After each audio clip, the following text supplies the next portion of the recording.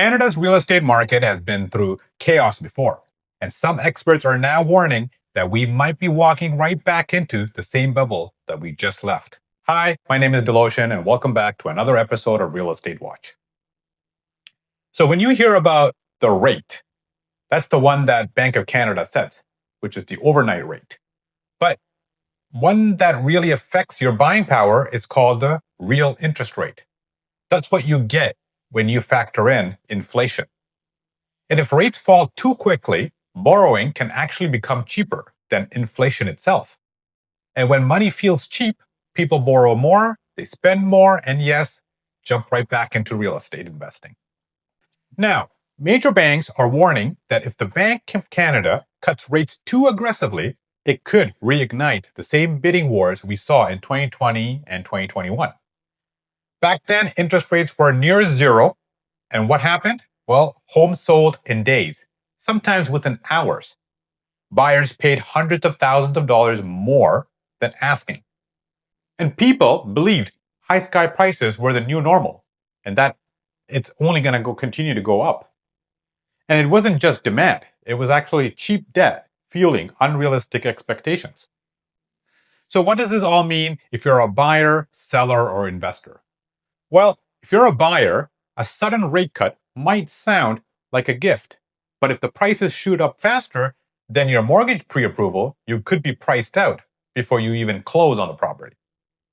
And if you're a seller, you might be tempted to wait for higher offers. But remember, markets can turn on a dime. And if you're an investor, don't assume what worked in 2021 will work now. It's a different market and it's got different risks. And if you're a homeowner, watch your renewal. Even if rates fall, your lender may not adjust as quickly as you may think. So right now, buyers are very cautious. Properties do get attention, but offers take longer. And still, we're starting to see some activity pick up. And a lot of it comes down to confidence. And right now, confidence is very low.